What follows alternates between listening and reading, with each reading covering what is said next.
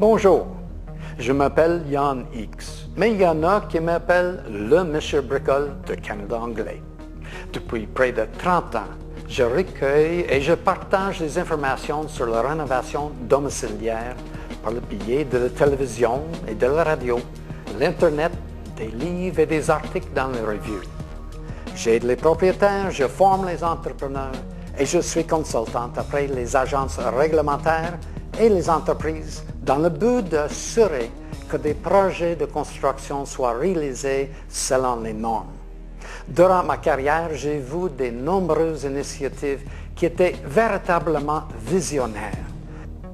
Il y a 14 ans, Préservation de Bois Canada, l'Association nationale des fournisseurs et fabricants de bois traité, s'est jointe volontairement au processus des options stratégiques de Environnement Canada, les POS. Le POS est un processus impliquant des intérêts multiples et conçu pour identifier et réduire de façon importante l'impact environnemental des opérations propres à une industrie.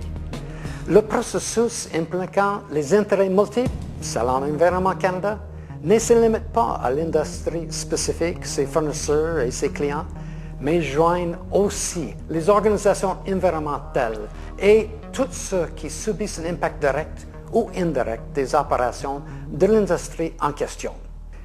Le résultat de la première phase de POS fut la préparation des documents de recommandation technique ou les DRT, visant la construction et l'opération des usines de traitement de bois au Canada. Ces directives globales constituent les normes les plus rigoureuses et astreignantes au monde en matière de traitement de bois.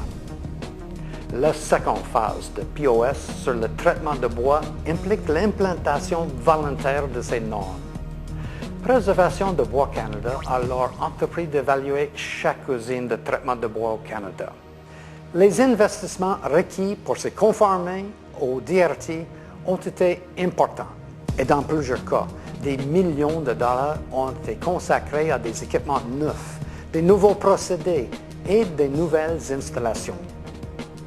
Afin de s'assurer que ce programme demeure un succès pour les générations à venir, Préservation de Bois Canada a créé l'Autorité canadienne de la certification de la préservation du bois, ou la ACCPB.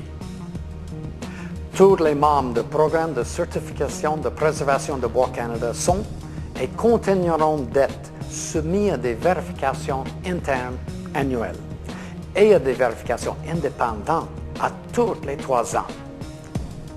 Préservation de Bois Canada, quoique les études en cours démontrent que le bois traité sous pression est l'un des matériaux de construction structurelle le plus sûr pour l'environnement, disponible pour les consommateurs.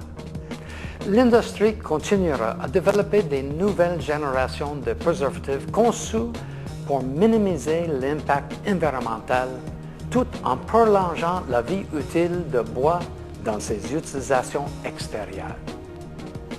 L'utilisation de bois traité sous pression permet de sauver annuellement une forêt aussi grande que l'île de Prince-Édouard.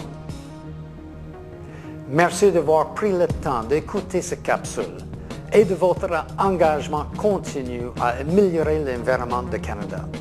S'il vous plaît, gardez cet engagement à l'esprit en achetant les produits de bois traité sous pression.